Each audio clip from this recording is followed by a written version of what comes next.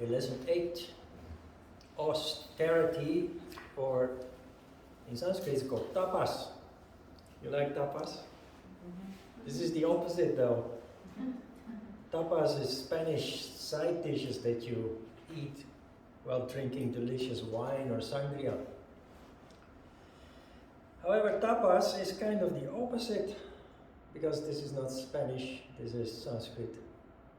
And it actually means strength.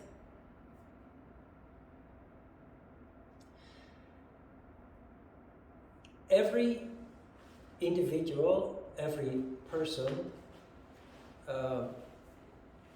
started with energy. That energy we call spirit.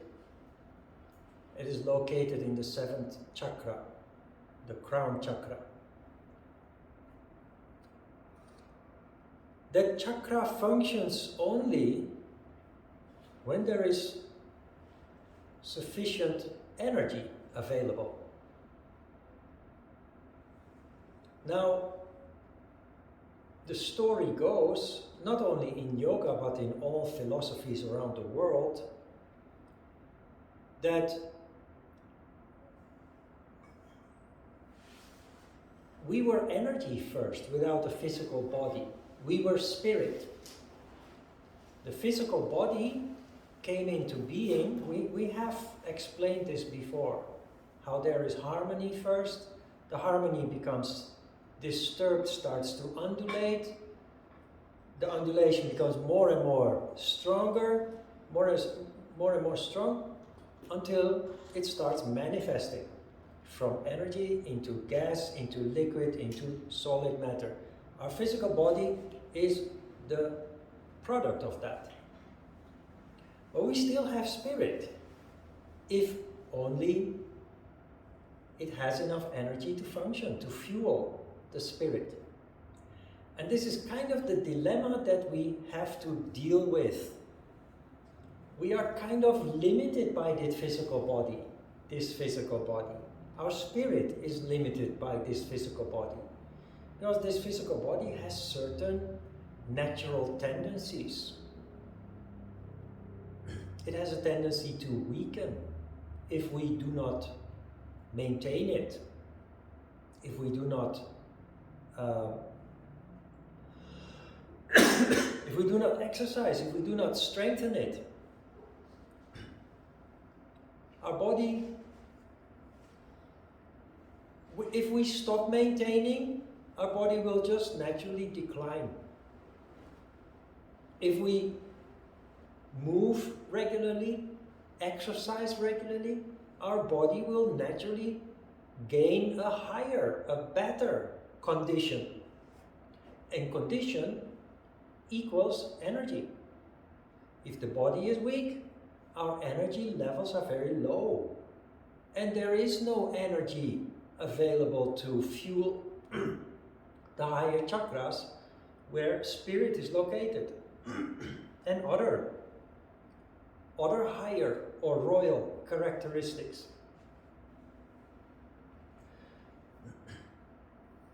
Austerity means strength, but it is the practice of finding strength through movement, through Actually, what I've always used to explain tapas is subjecting yourself to discomfort in order to become more comfortable. Nobody likes to exert their body, at least at first, because you have to do effort. You have to strain your muscles, and sometimes that can be uncomfortable or even painful. But if we don't, we will slowly decline, physically, but also energetically.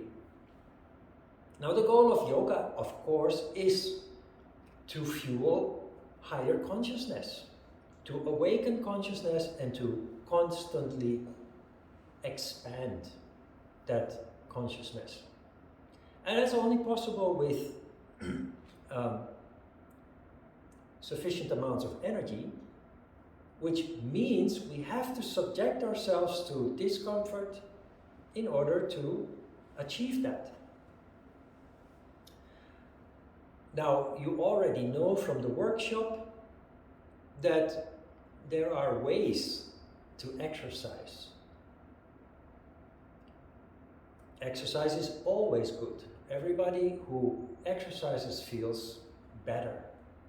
It does increase levels of energy, sense of health, well-being, etc.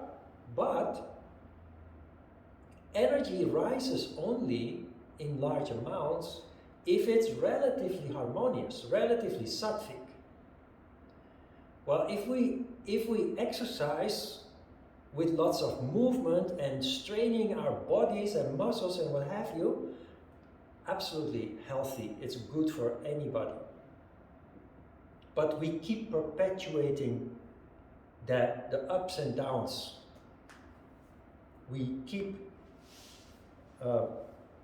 avoiding creating that harmony that is so important for energy to rise up, allowing transformation and constant growth to take place.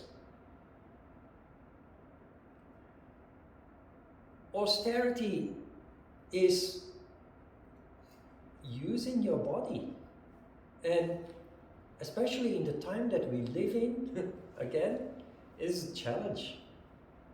Because like 100 years ago, or 200 years ago, we didn't have all the comfort of technology that we have these days. We can do everything in our lives, almost everything, without actually physically engaging. All we have to do is push buttons. In the past, laundry had to be done by hand. Washing machines didn't exist, or they were a luxury only for the rich people. So housewives were very busy on a daily basis to have the laundry done, because families in the past also were bigger, so there was a lot more to wash. There were no elevators, there were no buses, trains, cars, and what have you. We had to move. We had to use our bodies to get everything done. To walk the stairs, to go to other places, the supermarket or the market or school or work, we had to move. We had to use our bodies to get things done. We now live in a time that that's not necessary anymore. And if we don't pay, many people have a natural tendency, intuitively or instinctively, to actually practice tapas.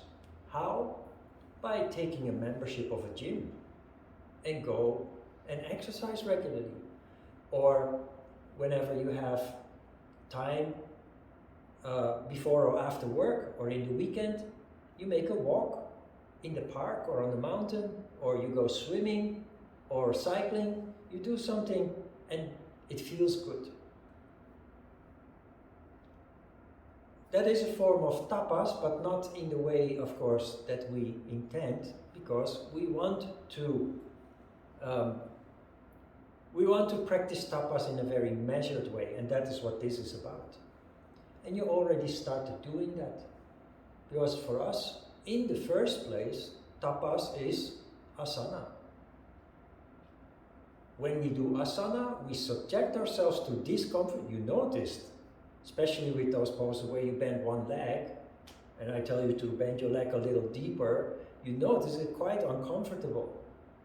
But then you come out of the pose, you stand in Tadasana for a moment, and you say, wow, this is really nice. You subject yourself consciously to discomfort in order to become more comfortable. But it leads to the generation of not just energy, but vital energy. In Korean, you call that ki energy. Chi energy in China, And in Sanskrit we call it prana. So prana is not breath, prana is a vital energy. There is energy which is just average. There's vital energy which wants to rise and expand.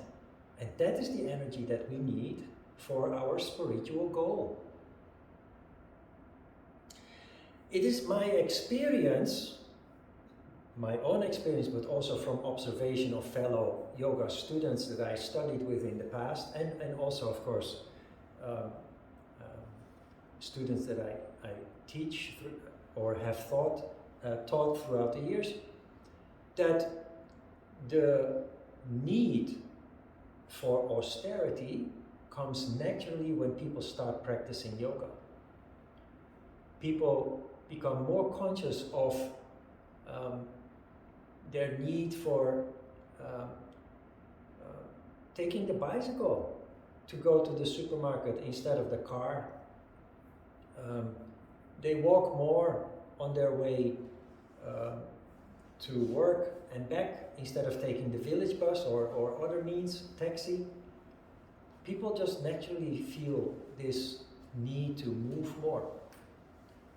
The movement in general creates more strength and health, and then yoga in particular turns that energy into harmonious energy, vital energy, that then leads to the rising and expansion of energy.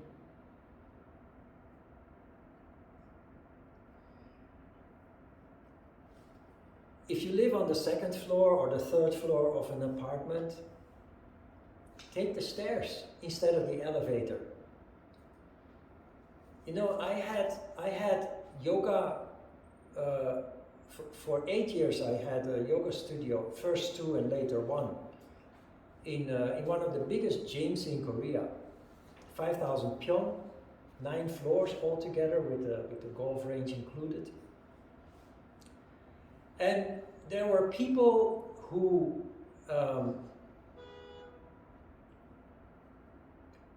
would come from an apartment not even so far away, by car, go into the parking lot, take the elevator to the 3rd floor, and then start exercising on machines and what have you.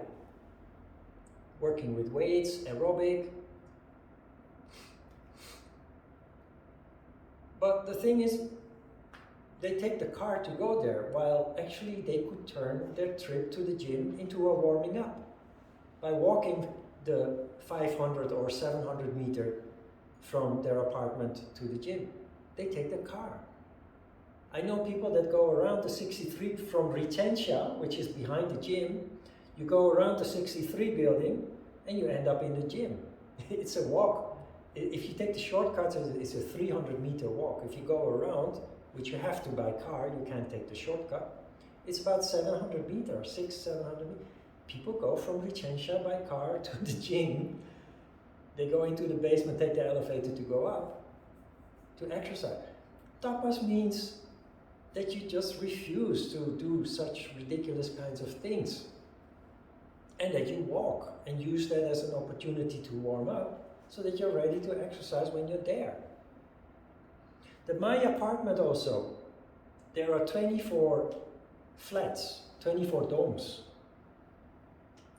And when I go to the supermarket, I live in the first flat, 1dom, number 1.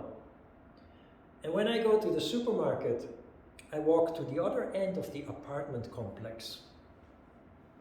Now, these days with smartphone, you know exactly how much you walk. It's 500 meter to go and 500 meter back home. This is from one end of the apartment to the other end.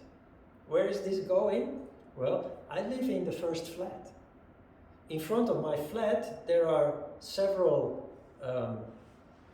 there are 2 kindergartens. There is a church. And there is the maintenance office of the whole apartment complex. I live in the first flat, so I see what is happening. I see people dropping off their children by car.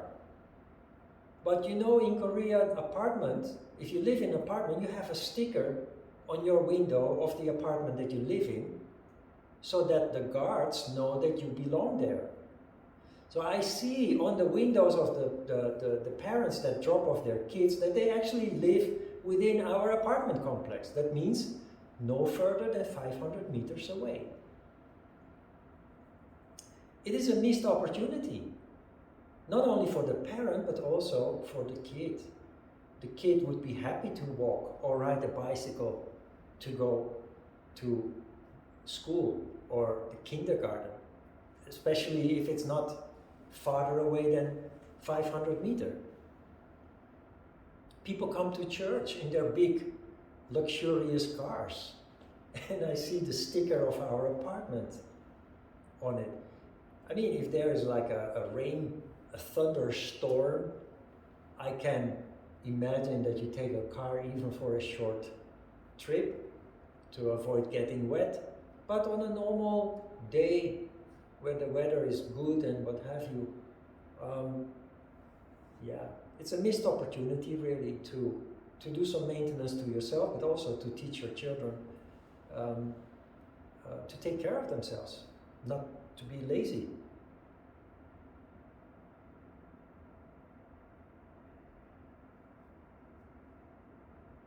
I noticed, I'm a little bit going from one subject to another. I have to go back to something a thread that I started before I didn't finish it. I noticed through the years, myself and with my students, that tapas is something that often comes naturally when people start practicing yoga. And it sometimes leads people to become a little bit fanatic about it. An anecdote related to this is a story of the Buddha, Gautama. Gautama, the Buddha, the story goes, was a prince. He was of royal family.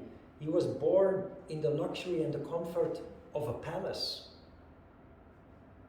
But Gautama the Buddha was a person, like some of you and I also, who were born with an inclination towards spirituality. And while growing up in the comfort and luxury of the palace, the royal palace, he couldn't deny his leaning, his need for spirituality. And he felt that it was especially the luxury and comfort which led to a tamas condition that kept him from pursuing his spiritual leanings, his spiritual need. So he decided on the evening before his wedding, he was destined to wed somebody chosen by his parents to marry. The evening before his wedding, he left the palace through a secret underground passage, threw off his clothes, as the story goes, and joined a community of fakirs who lived deep inside the forest. A fakir, you know the word fakir? Fakir often occurs in fairy tales, sitting on a bed of nails, or sitting on a magic carpet flying through the air. There is a picture here of an emaciated yogi on the right side. That is a fakir. Fakir is a sect or a community of people who renounce all worldly comfort and pleasure and live a super minimalistic life. Of course, they eat very austere, only roots and grasses and what have you, and only water. They drink only water, so super austere. The Buddha joined this community, and for 6 years he lived a super austere life. and he became very emaciated. He went from one extreme of luxury and comfort to the other extreme of pure austerity. And although it helped him to pursue his spiritual goals, because eating very little, and when you eating very pure foods, leads to strength. It does lead to the goal that we pursue of energy rising, because when we burden our digestion with large amounts of food, that absorbs so much energy that we then cannot use for spiritual goals. But after 6 years living with the fakirs, he started to notice all kinds of physical trouble occurring. He noticed that his heart started to, he started to have palpitations and heartbeats, skipping heartbeats and what have you. He started to develop all kinds of pains and aches and liver and kidney problems and what have you. And so at some point he came to the insight that the luxury of the royal palace is not good for spiritual goals. It becomes a blockage, an obstacle towards the pursuit of spiritual goals. But after 6 years living with the fakirs, he realized that the other extreme is basically leading to death. The extreme austerity that he had chosen to live with, he realized with all the problems physical problems that he started to develop, that he was basically on his way to die. So having lived in luxury first and then in total austerity, he decided to leave the fakir community. And the story goes that he came out of the forest, out of the woods, came across a goat, and he milked the goat and drank the goat's milk. And that is the beginning of his recovery, the recovery of his health. And it's also that led him to the tree where he ended up meditating, the tree of wisdom that apparently still exists. And based on these experiences, he came to the conclusion that the answer is not the luxury and the comfort, it's not the extreme austerity, but it's somewhere in the middle. And anybody who knows a little bit about Buddhism knows that Buddhists constantly talk about the golden mean, or Buddha's famous middle way. It's never on the left, it's never on the right, it's always somewhere in the middle. It's never too much, it's never too little, it's always appropriate, somewhere in the middle. It's just an anecdote. Whether that really happened or not is not important. But it is, in my experience, a natural tendency that you push yourself too far in the beginning on your path of spirituality. I have done so too.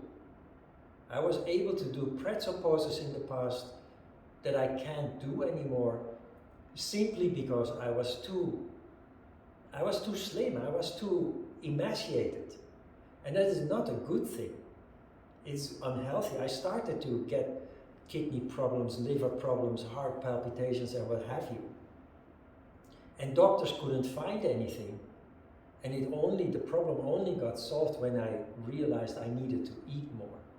I was very austere with food, total vegetarian for years, and it really affected my health. So I've been very extreme just because I followed my feeling, only to come to the conclusion that that is not the answer. Now you have the same thing with people who exercise. I've told you I did Hapkido after I started with yoga, yoga transformed my life. 1 year after that, I started practicing Hapkido. And it started with twice a week, then it became 6 times a week, and then it became 6 times a week, twice a day.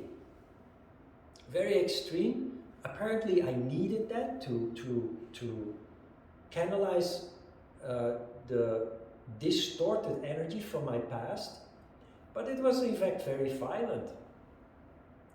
But it was, for me, that was an alternative to the destructive behavior that my brothers were portraying. You have people who do, triathlon. Triathlon. There is swimming. It's like 1 hour swimming or more. I don't know exact the distance, but it's a lot. Then they, I think they start with swimming, then they cycle 200 kilometers, which is extreme, and then they run a full marathon, 42 kilometers. So that's a whole day of extreme exercise. A marathon in itself is very difficult. You have to train for years, basically, to condition yourself to the point that you're able to run a full marathon. That is people's instinctive need for austerity, but pushed to very high extremes, and eventually damaging.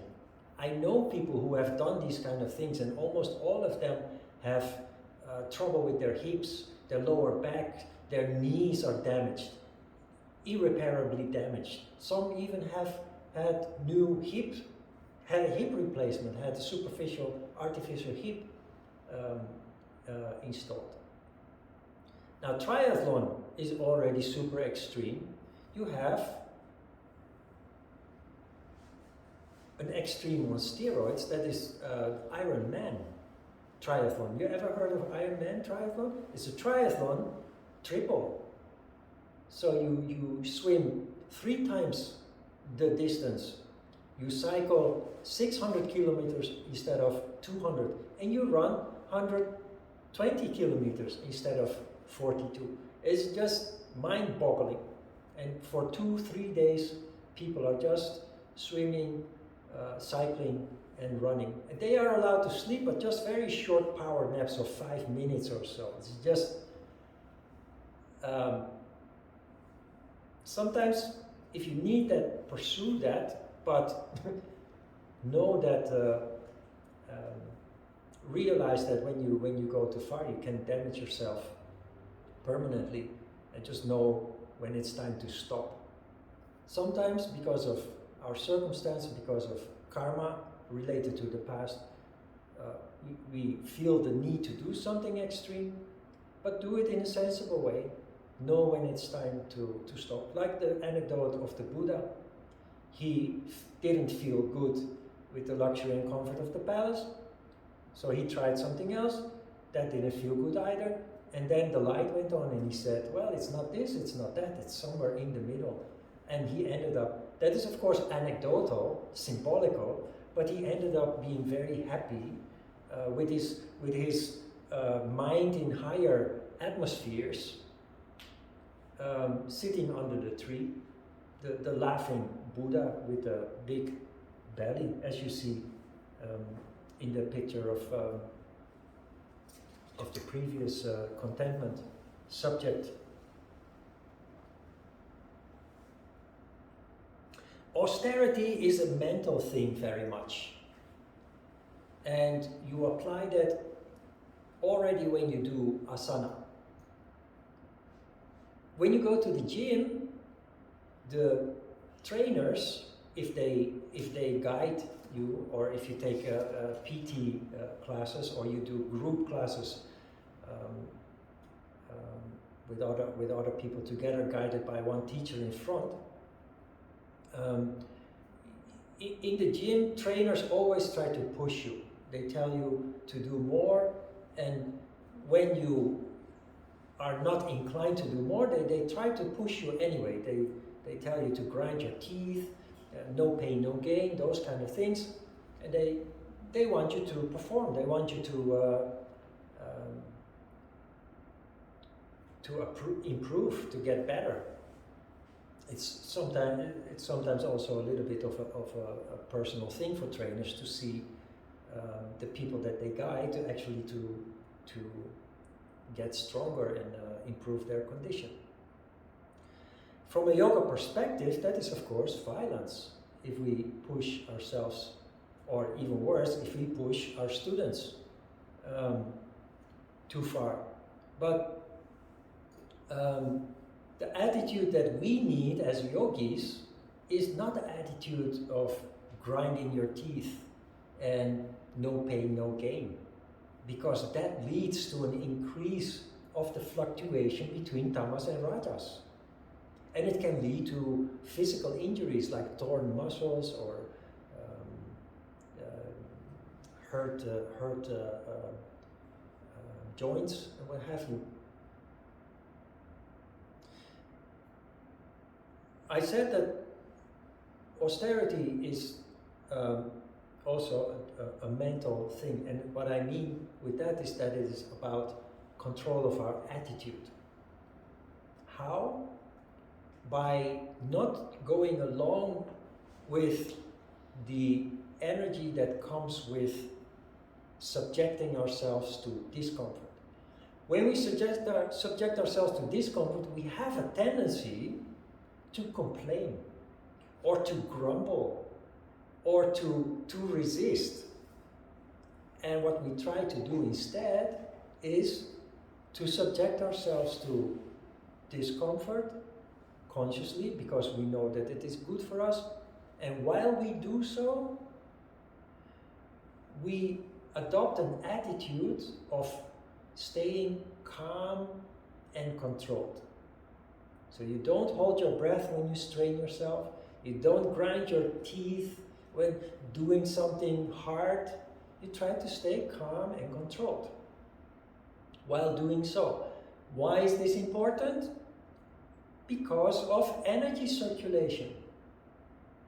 The moment that you grind your teeth or push yourself with the idea no pain, no gain, you block your energy circulation.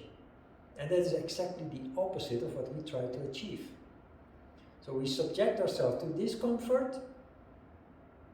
We don't avoid the discomfort, but at the same time, we adopt an attitude of calm and control. And that is also why it's very important that you know when to stop. When the point comes that you become very uncomfortable, that muscles start to shake, that you cannot breathe calm and deep and calm anymore, that you know when to stop. Because if you don't, you overshoot the goal. Because what we try to achieve, in contrast with what you do in the gym, is we try to do what people do in the gym, but then in a very measured and controlled way, so that we add another dimension to it, which is the dimension of harmony leading to energy rising up. And that is why it's important that you know when to stop. But while you do it staying calm and controlled.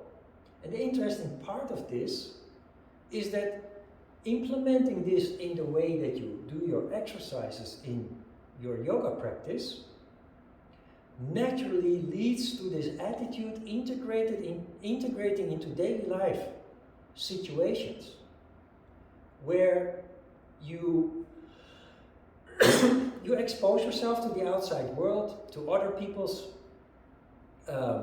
energies, sometimes negative, sometimes violent, and what have you, and we have a natural tendency to go along with that and react to that, leading to turmoil, leading to upheaval, leading to conflict, of course.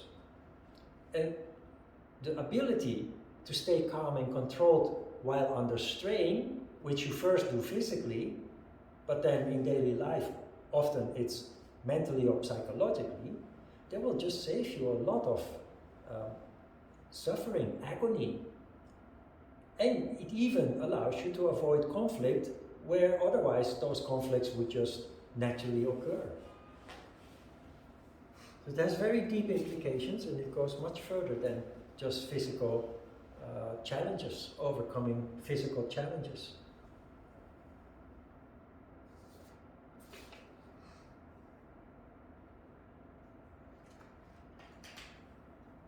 On the second page, the second paragraph, you see an important part in which I mentioned something that later will become more clear also in the Hatha Yoga Pradipika. We start reading Hatha Yoga Pradipika starting from lesson 13. But in the second paragraph I wrote that it is not wrong to have comfort and luxury in your life. If you read the Hatha Yoga Pradipika, you will see that the foundation for spiritual pursuit is a foundation of stability. If you have no roof over your head, and you don't even know where your next meal is going to come from, the last thing you think of is spiritual pursuit. Meditating, asana, reading scriptures and what have you. So the foundation for spiritual pursuit really is, well, you could say a foundation of comfort at least, but not in the way that normally people think of comfort. It's not the indulgence of the comfort, but the stability of having a place, a home, or a yoga studio where the elements are kept out, the rain, the wind, the heat, the cold, but also where you're safe from, in the past, of course, people lived in nature, so being safe from wild animals, for example, or being safe from robbers, from criminals. It's the reason why in the past temples in the East and monasteries in the Western world were built in very remote places. In the world that we live in now, it's important that we have a place with its comforts, a heater, an air conditioner, running water, and what have you, clean air, so that you have a foundation to pursue your spiritual tendencies. Also, you know, the practice of austerity is, as a foundation, it means that we use our body that it is designed for, so that it's like when you have a car. If you have a car and you don't change the filters and the oil regularly, and you don't do any maintenance to your car will rust away and fall apart in the long term. The engine will not start anymore. So you need to go through the paces, do maintenance, refresh the oil and put in good quality gasoline to run the engine and what have you. The physical body is just like that.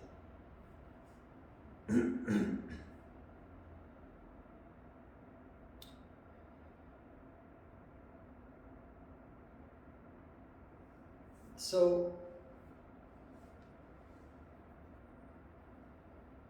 austerity has a relative meaning. Every person has to fill it in based on their own situation.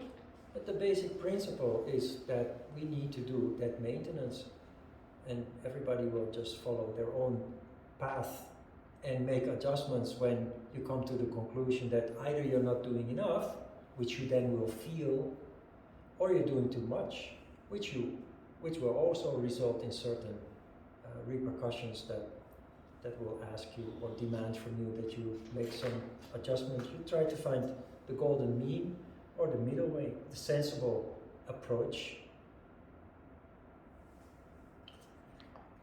Good.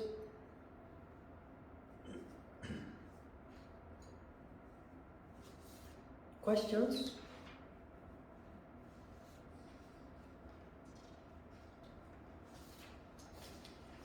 Meditation, asana is a form of